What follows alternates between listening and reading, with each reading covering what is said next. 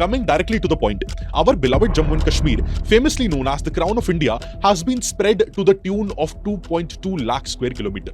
Out of this area, 30% has been illegally occupied by Pakistan since 1947, and that area is what we call as Pakistan occupied Kashmir. And the total area which is occupied by Pakistan is to the tune of 78,000 square kilometer. Now, additional to that, 10% area has been occupied by the Chinese and is the Chinese occupied Kashmir, that is the region of Aksai Chin, which is very less talked about. Now, that area is to the tune of 37,500 square kilometers. Now, this video will be primarily focusing on Pakistan occupied Kashmir, but Chinese occupied Kashmir, if you want a separate video on that, you feel free to write in the comment section.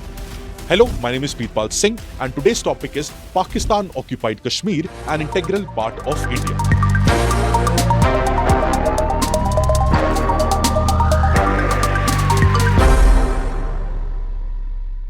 Situation continues to worsen in Pakistan-occupied Kashmir. Demonstrations against inflation have been called off in Pakistan-administered Kashmir, but organizers want a general strike. Now, let us make this very, very clear from the start itself that Pakistan-occupied Kashmir was, is and will remain an integral and fundamental part of Indian territory. This same stance has been reiterated by all the governments and all the political parties in India since independence. So there should be no doubt and no question to it that whether POK is a part of India or not. Definitely 110% POK is an integral part of Indian territory. To understand the geopolitics and the emergence of this particular issue in a better way, we have to understand the historical and evolutionary aspects of POK as a region. At the time of partition of India in 1947, Britishers basically abandoned their suzerainty over the princely states, and princely states were given three options: whether to join India, or to join Pakistan, or to remain independent. Now, at that point of time, Maharaja Hari Singh, the then ruler of Jammu and Kashmir, decided to remain independent. So they decided that Jammu and Kashmir will neither join Pakistan nor join India and will remain as an independent state. However, since J&K was a Muslim-dominated region, Pakistan definitely wanted J&K to be a part of Pakistan, and that is why they took all the unfair means, they used all the unfair means to integrate Pakistan to their own country. So on 21st October, that is close to 2 months after our independence,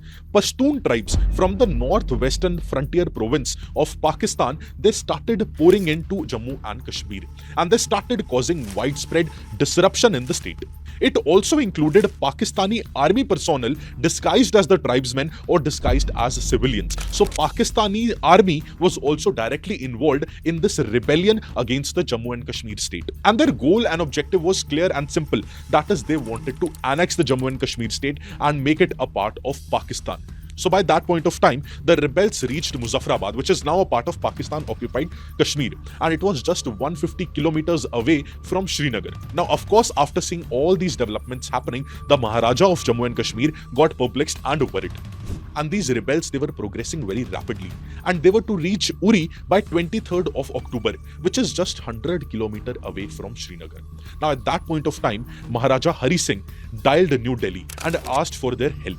Now, at that point of time, Sardar Vallabhbhai Patel, Prime Minister Jawaharlal Nehru, Lord Mountbatten, VP Menon, they basically had a meeting. And in that meeting, a conclusion was derived that India can't help Jammu and Kashmir until and unless Jammu and Kashmir becomes a part of India. So until and unless J&K accedes to India, Indian troops can't be sent to J&K. That is what the conclusion of the meeting was. Now, simultaneously, these rebels and tribesmen, they were progressing very rapidly, and they were doing very heinous crimes along the way.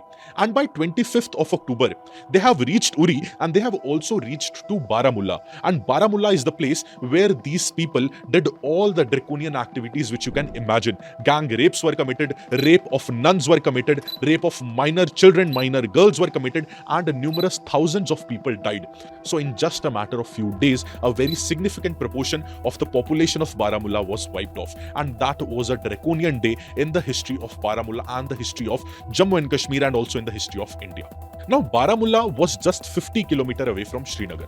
And by 26th of October, these rebels, they started moving towards Srinagar as well. And eventually, they were successful in surrounding Srinagar also. So what happened was that Maharaja Hari Singh got seriously perplexed and got very tense. And Maharaja Hari Singh during that period of time was in Jammu. So he basically dialed New Delhi. And in the same night of 26th October, he was agreeing to sign the instrument of accession and become a part of India. So control over defense, external affairs and communication was given to the government of India by Jammu and Kashmir. And Jammu and Kashmir acceded to India in 1947, 26th October night.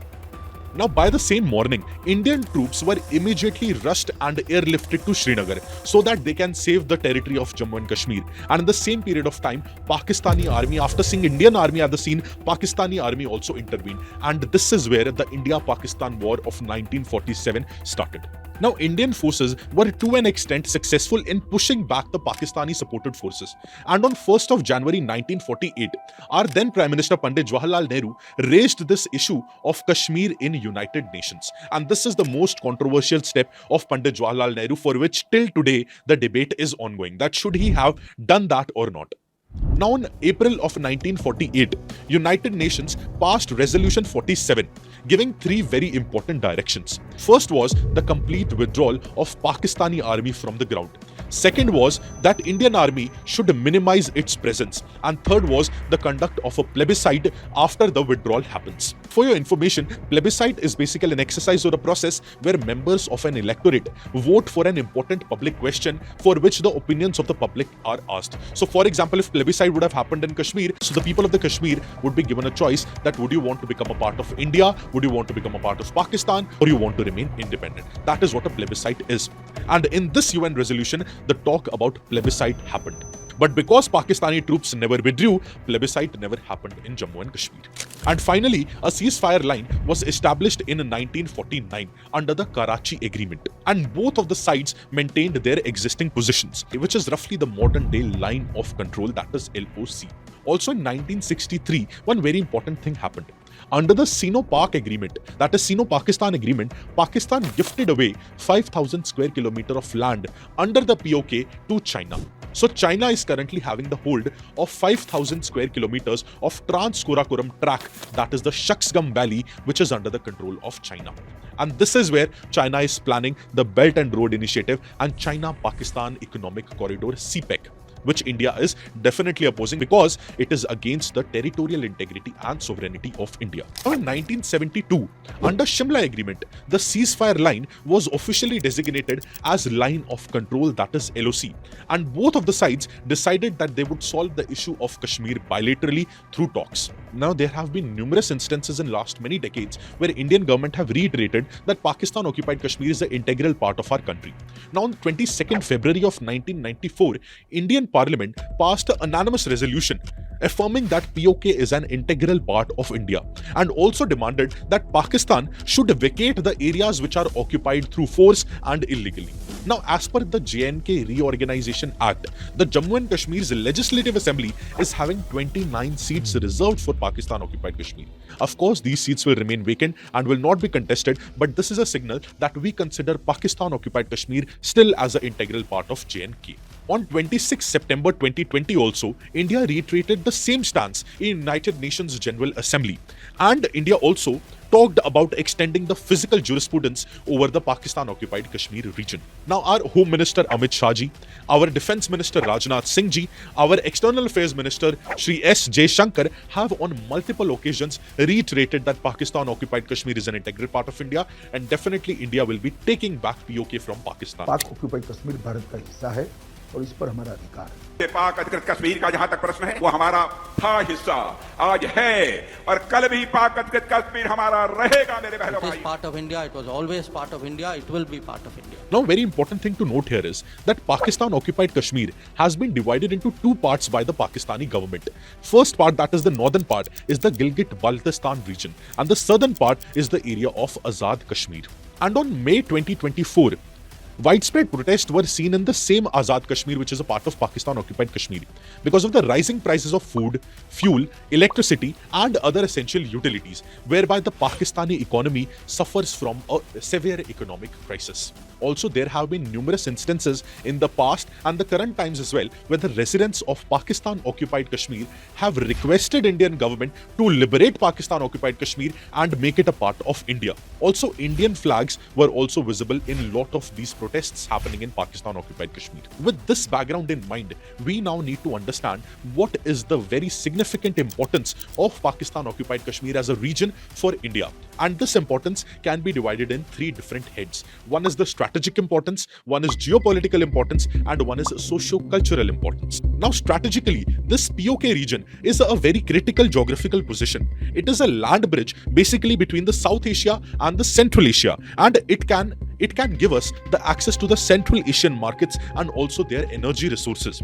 It is also very, very crucial for India's national security and also for India's management of cross-border terrorism. Various rivers and water resources like Indus, Jhelum, Chenab are also present in this particular region, because of which strategically this area is very, very important for us. Now, geopolitically, if we acquire POK and if we merge it with India, the issue which has been ongoing since 1947 between India and Pakistan will be solved. So geopolitically, it will be a win for us. And as you remember, the passing of China-Pakistan economic corridor from certain areas of POK, which challenges India's internal security, which challenges India's sovereignty and territorial integrity, that also will not be there if India acquires Pakistan-occupied Kashmir. And that is why India reiterates the stand that POK is a part of India. And also, culturally, we have deep social, cultural, religious ties with this particular region, because eventually it is a part of JNK. Still 1947, it was a part of JNK. And after 1947, it was taken by the Pakistan through force.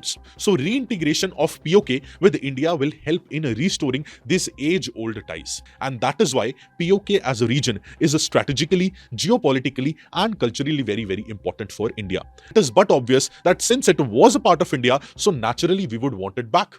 Also, India's Defence Minister, Shri Rajnath Singh, has said that we will not use force, and the demands for joining India will directly come from Pakistan-occupied Kashmir itself. And similar thoughts were reiterated by our ex-army chief, VK Singh. And he says that the biggest reason because of which demands from POK itself will come to merge with India is that of economy. So economic reasons will play a major role in this, because Pakistani economy is shattering, it is not going well, and it is in economic crisis and doldrums. Now in future, it is for us to see that what happens, but our stance will remain the same, and it is very clear that Pakistan-occupied Kashmir was, is, and will remain an integral and significant part of Indian territory.